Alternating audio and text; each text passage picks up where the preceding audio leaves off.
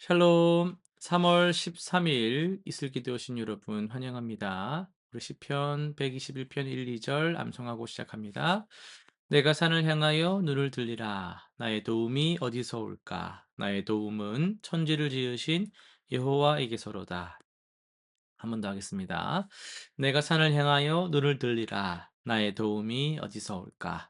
나의 도움은 천지를 지으신 여호와에게서로다. 아멘. 예, 오늘 우리는 사사기 9장에서 12장까지를 통독하게 됩니다. 한 장씩 살펴봅니다. 9장입니다. 아비멜렉은 기드온의 아들이지만 아버지의 신앙을 전혀 이어받질 못한 인물입니다. 외가 친족을 이용해서 은 70개를 얻고 형제 70명을 죽인 뒤 스스로 왕이 되죠.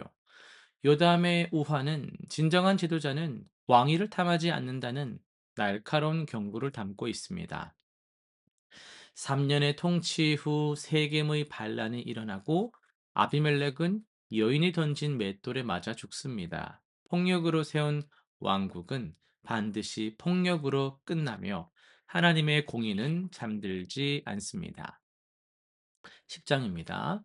돌라와 야일의 안정된 사사 시기가 지난 후 이스라엘은 다시 무너집니다. 바알과 아스다롯을 넘어 아람, 시돈, 모압, 암몬, 블레셋의 신들까지 무려 8가지 이방 신들을 섬깁니다.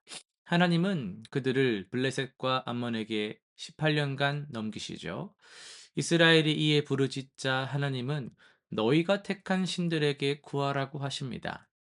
냉정한 거절처럼 들리지만 이것은 진심 어린 회개를 촉구하는 말씀입니다. 이스라엘이 우상을 버리고 돌아왔을 때 하나님의 마음이 움직이십니다. 11장입니다. 입다는 기생의 아들로 태어나서 형제들에게 쫓겨난 일종의 아웃사이더였습니다. 그러나 암몬의 위협 앞에 길르앗 장로들은 그를 찾아옵니다. 버려진 자가 구원자로 부름을 받는 것이죠. 입단은 먼저 외교적 협상을 시도하며 출애굽 역사를 근거로 정당성을 주장합니다. 그런데 또 전쟁을 앞두고 그는 경솔한 서원을 하죠. 승리 후 첫 번째로 마중 나온 그 딸을 바치겠다라는 그 서원, 결국 비극으로 이어집니다. 하나님의 능력으로 얻은 승리였지만 인간의 불완전한 신앙이 남긴 슬픔도 함께 기록됩니다.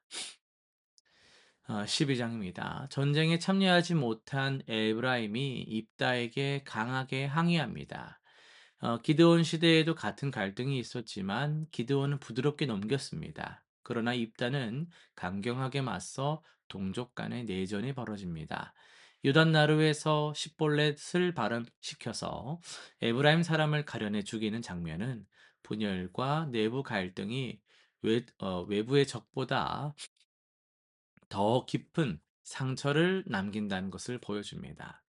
입다 이후 입산, 엘론, 압돈이 이어지며 사사시대가 계속됩니다. 오늘은 사사기 10장 6절에서 16절을 통해서 하나님의 마음이 상하셨더라는 제목으로 말씀을 전하겠습니다. 여러분 사사기도 그렇지만은 참 이스라엘 역사를 따라가다 보면 순간적인 무력감이 찾아올 때가 있습니다. 평안이 찾아오면 하나님을 잊고 고통이 닥치면 또 부르짖는 이 패턴이 이게 참 끊임없이 반복된다라는 것이죠. 우리는 뭐 우리도 그렇지만 이 사사기에 특별히 읽다 보면 '또 이래?' 이렇게 탄식을 하게 됩니다. 어 우리가 그렇지 않습니까? 은혜의 계절에는 하나님을 잊고 살다가 삶이 막 풍파가 닥치면 비로소 그분을 찾는 일이 우리에게 얼마나 자주 있습니까? 그래서 이스라엘의 실패는 우리의 거울이기도 합니다. 사사기 10장의 그 이스라엘은 바알과 아스타롯을 넘어 아까 말씀드린 것처럼 무려 8가지 이방 신들을 섬깁니다. 단순한 신앙의 타협이 아니라 이제 만연해진 거고 전면적인 배신인 것이죠.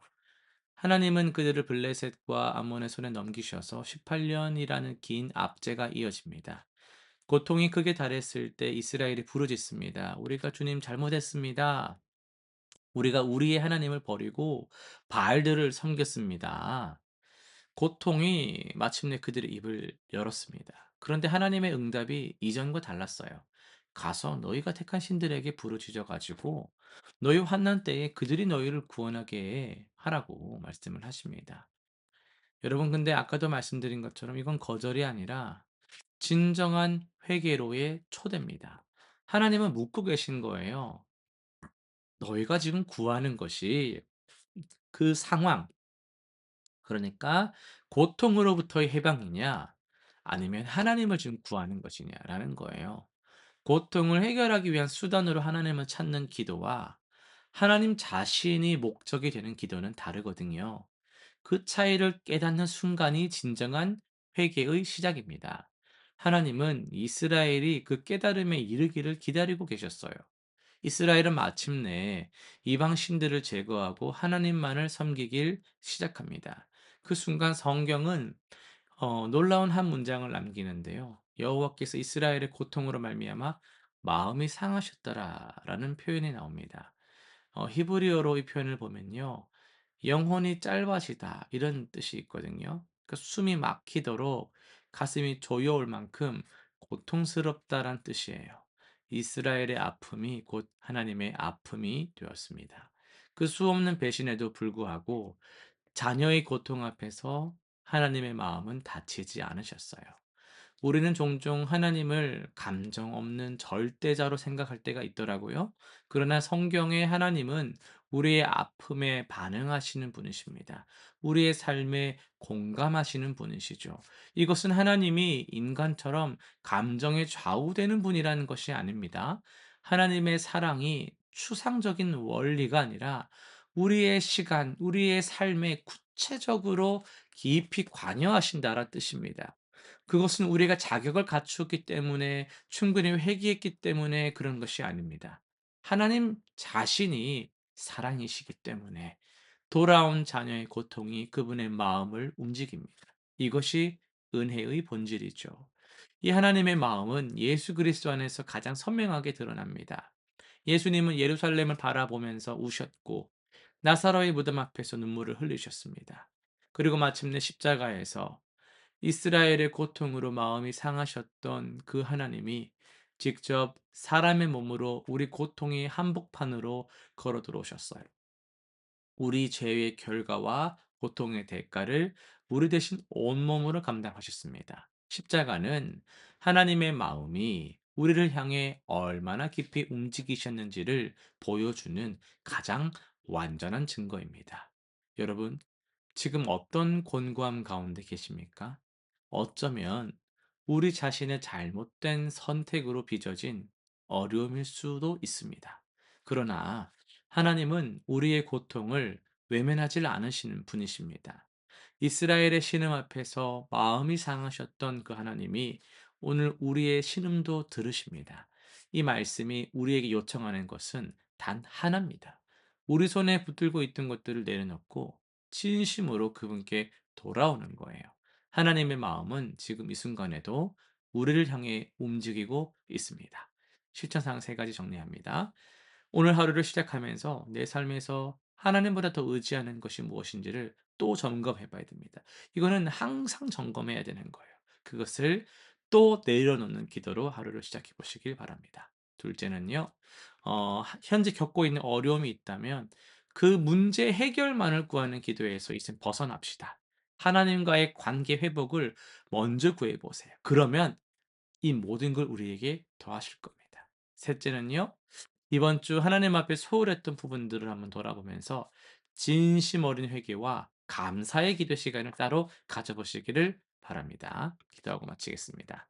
하나님 아버지, 우리의 거듭된 그런 배신에도 참 마음이 상하시며 우리를 찾으시는 주님의 사랑에 정말 깊은 감사를 드립니다. 우리가 이 사랑 앞에서 정말 진실되게 하시고 우리 손에 붙들고 있던 것들을 내려놓고 주님께로 돌아가게 하여 주옵소서. 우리의 곤고함 가운데 함께 하시고 우리 삶의 유일한 주인 되심을 우리가 고백하며 살게 하여 주옵소서. 예수님의 이름으로 기도드립니다. 아멘.